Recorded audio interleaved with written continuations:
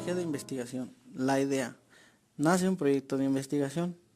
¿Cómo se originan las investigaciones? Se originan de una idea. Las ideas constituyen el primer acercamiento a la realidad que habrá de investigarse. Fuentes de ideas de investigación. Existe una gran variedad de fuentes que pueden generar ideas de investigación, como las experiencias individuales, materiales escritos como libros, revistas, periódicos, etc. ¿Cómo surgen las ideas de investigación? Una idea puede surgir donde se congregan grupos sociales, como universidades, restaurantes, bancos, hospitales, o al observar campañas para legisladores, al estudiar en casa, por ejemplo. Vaguedad de ideas iniciales. Cuando una persona desarrolla una idea de investigación, debe familiarizarse con el campo del conocimiento donde se ubica la idea, y sí tendrá un enfoque psicológico, sociológico, etc. Necesidad de conocer los antecedentes. Para adentrarse en el tema es necesario conocer los estudios de investigación y trabajos anteriores. El conocer lo que se ha hecho con respecto a un tema ayuda a estructurar más formalmente la idea de investigación.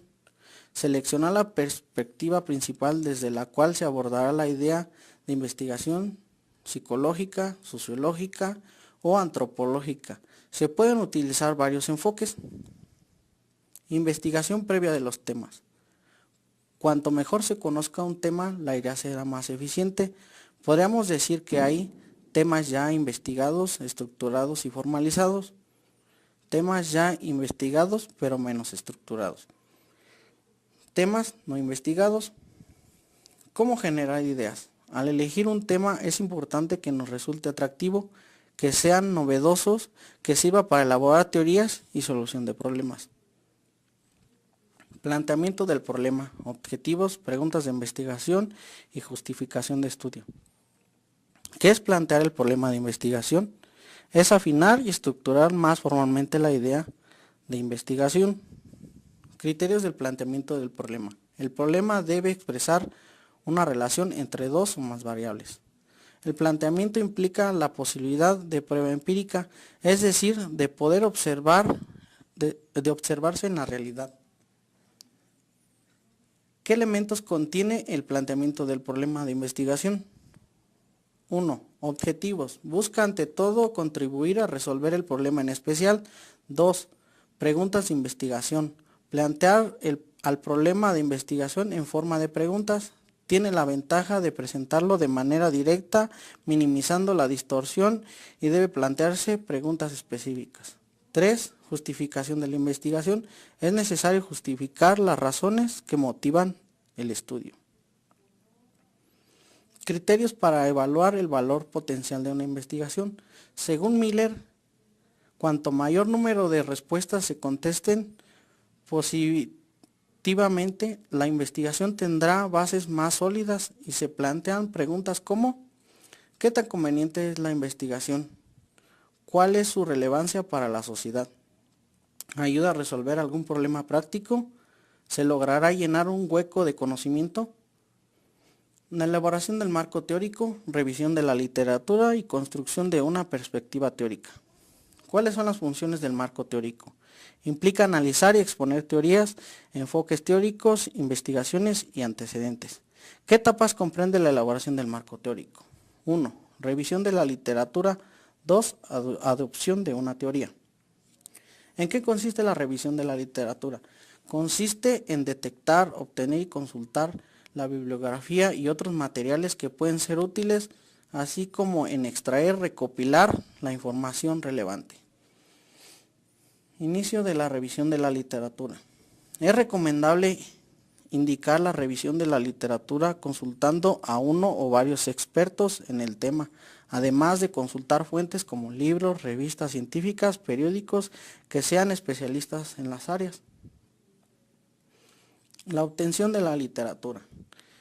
Ya identificadas las fuentes, es necesario localizarlas físicamente en las bibliotecas, filmotecas, hemerotecas, videotecas, etc.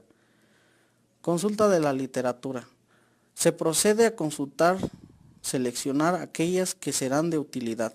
Es conveniente hacerse las siguientes preguntas. ¿Se relaciona la referencia con mi problema de investigación? ¿Cómo? ¿Qué aspectos trata? ¿Desde qué perspectiva aborda el tema? ¿Psicológica, antropológica o sociológica? La extracción y recopilación de la información de interés en la literatura. La información puede recopilarse en hojas sueltas, libretas o cuadernos. Lo importante es que se extraigan los datos o ideas necesarias para la elaboración del marco teórico. Lo que resulta indispensable es anotar la referencia completa donde se extrajo la información. Ejemplo. Primero, se escribe el apellido. Segundo, el nombre. Después, el nombre del libro. Enseguida, en dónde se imprimió, el editorial, el año y la página. ¿Cómo se construye el marco teórico? Se construye con una teoría. La literatura revisada nos puede revelar en relación con nuestro problema de investigación lo siguiente: que existe una teoría completamente desarrollada con abundante evidencia. Pero, ¿qué es una teoría? ¿Cuáles son sus funciones? Acepciones del término teoría. El uso del término teoría es para indicar una serie de ideas que una persona tiene respecto de algo. ¿Cuál es la función de la teoría? Es explicar por qué, cómo y cuándo ocurre el fenómeno. Ejemplo, una teoría de la personalidad autoritaria debe explicarnos en qué consiste este tipo de personalidad, cómo surge y por qué se comporta de cierta manera una persona autoritaria. ¿Cuál es la utilidad de la teoría? Una teoría es útil porque describe, explica y predice el fenómeno o hecho al que se refiere, además de que organiza el conocimiento y orienta a la investigación. Definición. La metodología de la investigación científica es el cuerpo del conocimiento que se va consolidando en la actualidad y generalmente en toda investigación se persigue un propósito señalado. Se busca un determinado nivel de conocimiento y se basa en una estrategia particular o combinada. Planteamiento. Dentro de los métodos y técnicas de investigación científico, es importante considerar que se obtienen nuevos conocimientos en una realidad social para diagnosticar una necesidad. Es importante plantear qué importancia existe en el proceso de la investigación exploratoria y descriptiva, en el proceso de investigación y cuáles son las técnicas a utilizar. Esta investigación ayudará a determinar de una mejor forma de diferenciar qué características existen entre los procesos de investigación. Para ello, se utilizará técnicas de recolección de información, así como el análisis del contenido consultado. Objetivo: identificar las diferentes formas de clasificar los tipos de investigaciones, así como reconocer la relación entre cada tipo de investigación que se adopta a un ensayo y explicar la importancia de la investigación exploratoria y descriptiva. Hipótesis: la investigación exploratoria ayuda a formar un mejor diseño para nuestra investigación por medio de la recopilación de información para la aproximación de fenómenos desconocidos y por su flexibilidad, mientras que en la investigación descriptiva se busca desarrollar una imagen fiel del fenómeno en investigación a través de la medición de variables que nos apoyan a especificar las propiedades importantes. Definición de investigación. La investigación es un proceso que mediante la aplicación del método científico procura obtener información relevante y fidedigna, digna de fe y crédito, para entender, verificar, corregir o aplicar el conocimiento. Para obtener algún resultado de manera clara y precisa es necesario aplicar algún tipo de investigación. La investigación tiene como base el método científico, y este es el método de estudio sistemático de la naturaleza que incluye las técnicas de observación, reglas para el razonamiento y la predicción, ideas sobre la experimentación planificada y los modos de comunicar los resultados experimentales y teóricos. Tipos de investigación. Algunos autores, como Beebe, identifican 3 tipos de investigación: exploratoria, descriptiva y explicativa. Denke propone 4 tipos de investigación: exploratoria, descriptiva, correlacional y explicativa. Etapas de la investigación descriptiva. Número 1. Examinan las características del problema elegido. Número 2. Lo definen y formulan sus hipótesis. Número 3. Enuncian los supuestos en que se basan las hipótesis y los procesos adoptados. Número 4. Eligen los temas y las fuentes apropiados. Número 5. Seleccionan o elaboran técnicas para la recolección de datos. Número 6. Establecen a fin de clasificar los datos categorías precisas que se adecúen al propósito del estudio y permitan poner de manifiesto las semejanzas, diferencias y relaciones significativas. Número 7. Verifican la validez de las técnicas empleadas para la recolección de datos. Número 8. Realizan observaciones objetivas y exactas. Número 9. Describen, analizan e interpretan los datos obtenidos en términos claros y precisos. Diseño de investigación. Ya que se han definido el tipo de estudio a realizar y establecido las hipótesis de investigación o los lineamientos para la investigación, el investigador debe concebir la manera práctica y concreta de responder a las preguntas de investigación. Un diseño se refiere al plan o estrategia concebida para responder a las preguntas de una investigación. ¿Qué tipos de diseños disponemos para investigar el comportamiento humano? Contamos con 3: preexperimentos, experimentos puros, verdaderos y cuasi experimentos. Un experimento es tomar una acción y después observar las consecuencias de la acción.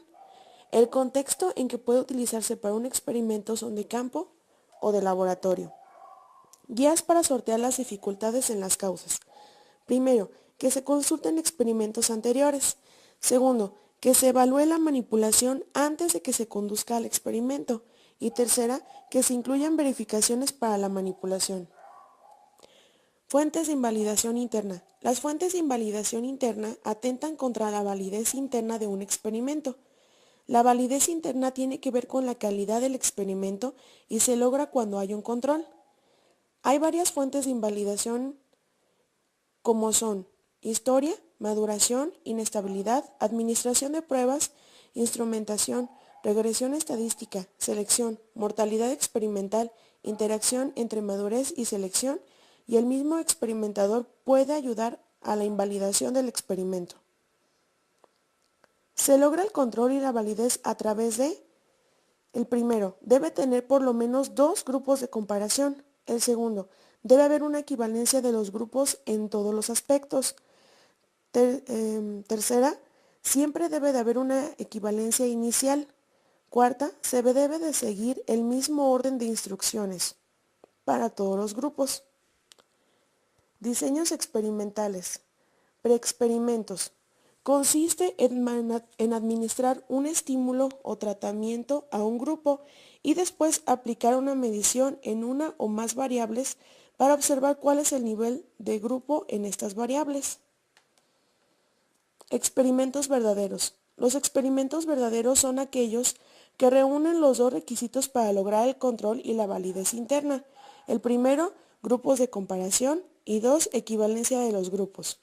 Pueden utilizar pruebas y postpruebas para analizar la evolución de los grupos antes y después del tratamiento experimental. Cuasi experimentos. Los diseños cuasi experimentales también manipulan al menos una causa para ver su efecto y la relación con uno o más efectos. En los diseños cuasi experimentales, los sujetos no son asignados al azar a los grupos, ni emparejados, sino que dichos grupos ya están formados antes del experimento. Puede presentar algunas problemáticas, como son que el investigador debe intentar establecer la semejanza entre los grupos, y la segunda, que tienen que utilizar un método para ser equivalentes a los grupos. Pasos para realizar un experimento o un cuasi experimento.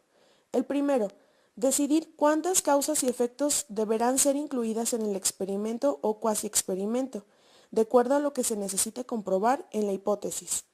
Segundo, elegir los niveles de manipulación de las causas y traducirlos a tratamientos experimentales. Tercero, desarrollar los instrumentos para medir los efectos.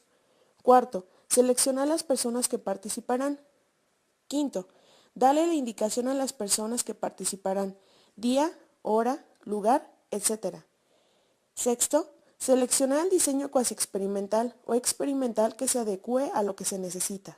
Séptimo, Elaborar una ruta de lo que serán los sujetos desde el inicio del experimento hasta el final.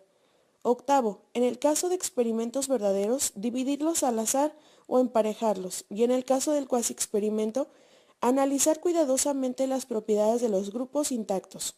Noveno, aplicar las pruebas, tratamientos respectivos y las postpruebas según lo que se requiera. Investigación experimental. La investigación no experimental es aquella que se realiza sin manipular deliberadamente variables. Lo que hacemos en la investigación no experimental es observar fenómenos tal cual como se dan en su contexto natural, para después analizarlos. Los sujetos son observados en su ambiente natural, en su realidad. En un estudio no experimental no se construye ninguna situación, sino que se observan situaciones ya existentes, no provocadas intencionalmente por el investigador. Tipos de diseños de investigación experimentales. Contamos con dos: los transaccionales, que recolectan datos en un solo momento, en un tiempo único, y su propósito es describir variables y analizar su interrelación. Y la investigación longitudinal, que recolectan datos a través del tiempo en puntos o periodos específicos para hacer inferencias respecto al cambio, sus determinantes y consecuencias. Selección de una muestra. Se involucra a muchos sujetos en la investigación porque se pretende generalizar los resultados del estudio, pero la muestra es un conjunto de una representatividad estadística. La muestra es una parte de la población de interés, de la cual se recolectan datos. ¿Y por qué una muestra? Porque pocas veces es posible medir a toda la población, por lo cual se selecciona una muestra que represente y sea el reflejo de dicha población. Las muestras se usan por economía de tiempo y recursos. Existen dos tipos de muestra: probabilística y no probabilística. La muestra probabilística requiere precisar el tamaño de la muestra. Selecciona los elementos muestrales por medio de listado o procedimientos. La no probabilística selecciona participantes por uno o varios propósitos. No pretende que los casos sean representativos de la población. Existen tres tipos de muestra probabilística: de muestreo aleatorio simple, muestreo estratificado, muestreo por racimo. Recolección de los datos cuantitativos. La recolección implica elaborar un plan detallado de procedimientos que nos conduzcan a reunir datos con un propósito específico. Su meta es construir y demostrar teorías. Implica desarrollar un plan detallado de procedimientos que nos conduzcan a reunir datos con un propósito específico. Se sigue un proceso e implica determinar las fuentes donde vamos a obtener los datos y a través de qué métodos. Se recolectan mediante instrumentos que deben tener tres características: confiabilidad, para obtener con él resultados consistentes y coherentes; validez, en el que los instrumentos midan la variable que se busca medir; objetividad, se refiere a que sea permeable a la influencia externa. Algunos tipos de instrumentos son: cuestionarios, de preguntas abiertas o cerradas; escalas para medir las actitudes; y otros tipos como son observación, pruebas estandarizadas e inventarios; análisis de contenido cuantitativo, datos secundarios recolectados por otros investigadores. Análisis de datos es el proceso donde se revisa la información de estudios ya realizados, tomando en cuenta algunos pasos: indagación previa, recopilar información, ordenar datos, leer las investigaciones, conocer datos relevantes. Frecuencias.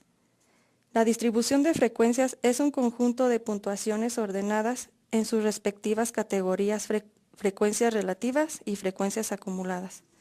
Frecuencias relativas son los porcentajes de caso en cada categoría, y estos pueden tener porcentaje por categorías, histografías o gráficas, polígonos de frecuencia.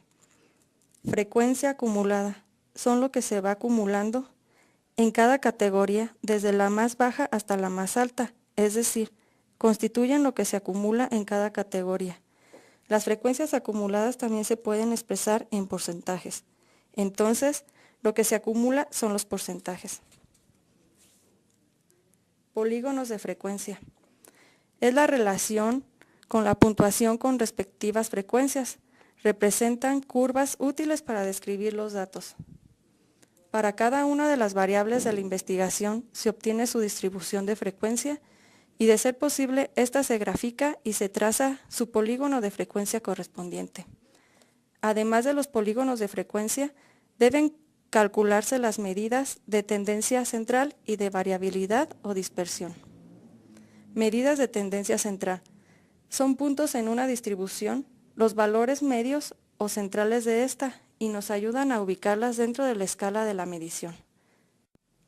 Las principales medidas de tendencia central son tres: moda, mediana y media.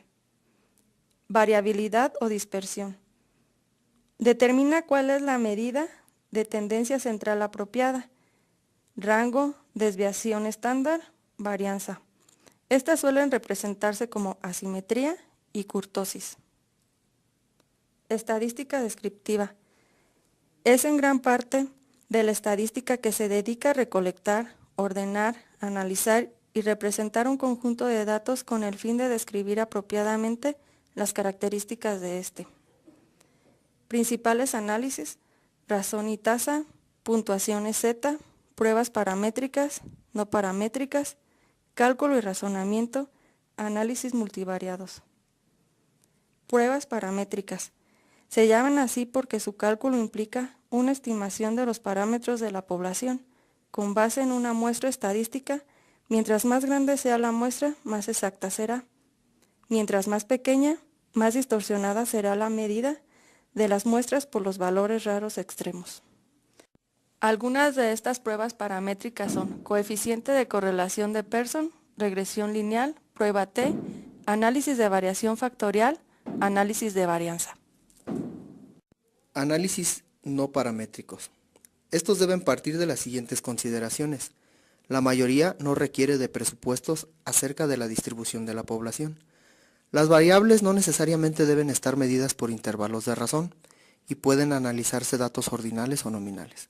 Cuando hablamos de datos ordinales, el término suele utilizarse para hacer referencia a lo que tiene nombre de algo pero carece de la realidad de ello en parte o en todo, como el salario. El salario nominal representa el salario de acuerdo al cargo a ocupar. Y cuando hablamos de datos ordinales, en concreto ese vocablo viene del latín y puede traducirse como lo relativo al orden. Los análisis o pruebas estadísticas no paramétricas más utilizadas. Y tenemos la J-cuadrada. Este sirve para el tipo de hipótesis de diferencia de grupos para establecer correlación entre dos variables categóricas y está considerada de relaciones causales.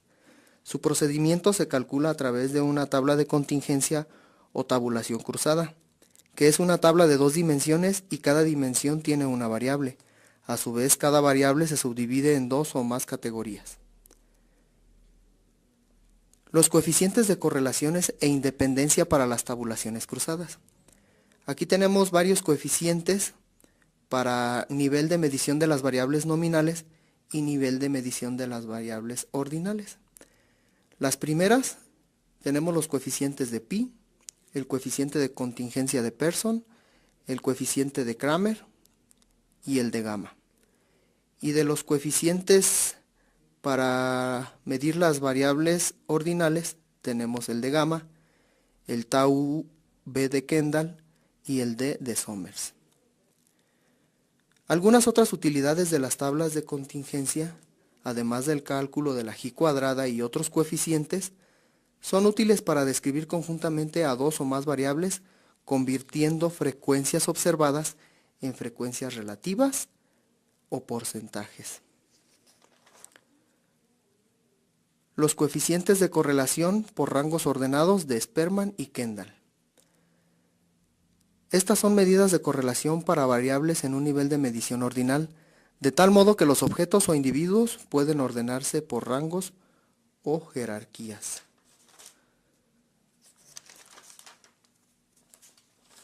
El coeficiente de Kendall resulta un poco más significativo cuando los datos contienen un número más considerable de rangos empatados Y el coeficiente de Spearman parece ser una aproximación cercana al coeficiente de Pearson cuando los datos son continuos, no caracterizados por un número considerable de empates en cada rango.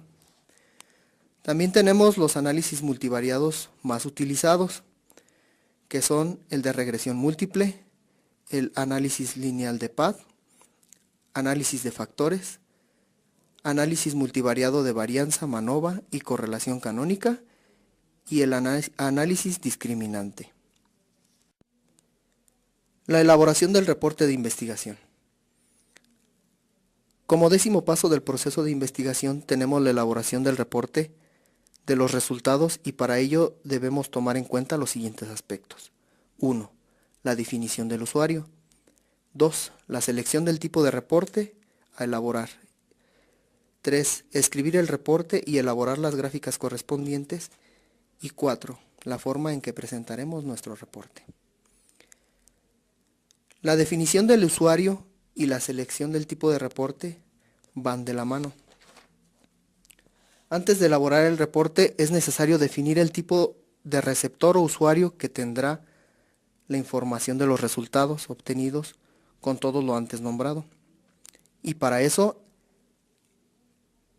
hay algunas preguntas claves que nos pueden ayudar a realizar más fácilmente esta elección. Como, ¿cuál es el contenido en que se habrán de presentar los resultados? ¿Quiénes serán los usuarios de los resultados? ¿Cuáles son las características de estos usuarios? Y básicamente hay dos contextos en los que se puede presentar los resultados de la investigación: el contexto académico y el no académico. El contexto académico va dirigido a profesores, a investigadores, a lectores con niveles educativos elevados, a miembros de una agencia de investigación o personas con algún perfil similar. Y el tipo de texto que se realiza para su presentación serán tesis, disertaciones, artículos para revistas científicas, documentos para agencias gubernamentales, reportes técnicos y libros que reporten investigaciones. El contexto no académico implica que los resultados habrán de ser presentados con fines comerciales o al público en general. Por ejemplo, a lectores de una revista o de algún periódico. El reporte de investigación académico es un documento donde se describe el estudio realizado, qué investigación se llevó a cabo, cómo se hizo esta, qué resultados y conclusiones se obtuvieron, y los elementos con los que debe contar son los siguientes. Debe contar con una portada, un índice, un resumen, la introducción, un marco teórico, un método, resultado, conclusiones, recomendaciones, implicaciones o las discusiones que se tuvieron, una bibliografía y los apéndices. Para los reportes a publicar en un artículo para una revista científica, se excluye la introducción y el resto de los elementos se desarrolla de una manera muy concisa y resumida, y rara vez se incluyen apéndices. El tamaño del reporte puede variar dependiendo de varios factores, como las hipótesis establecidas, la cantidad de variables, los elementos de investigación y los instrumentos de medición. Pero debe buscarse ante todo claridad, precisión, discusiones directas, eliminar repeticiones, argumentos innecesarios y redundaciones no justificadas. Y los elementos de un reporte de investigación en un contexto no académico suelen ser muy similares. Contiene la mayoría de los elementos que en un reporte académico, solo que a cada elemento es tratado con mayor brevedad y se eliminan las explicaciones técnicas que no pueden ser comprendidas por los usuarios. El marco teórico y la bibliografía suelen omitirse o se incluyen en los apéndices. Y como cuarto número y último tenemos la presentación del reporte de investigación. Este puede ser presentado de diferentes maneras. Por medio de tesis, lo que nos va a implicar una explicación verbal. También puede ser presentado por medio de acetatos, gráficas, por medios audiovisuales, videos. El reporte puede elaborarse a máquina o a computadora y debe escribirse a doble espacio con un margen izquierdo de 4 centímetros y un margen derecho de 3 centímetros. Y con esto damos por finalizada nuestra presentación. Muchas gracias.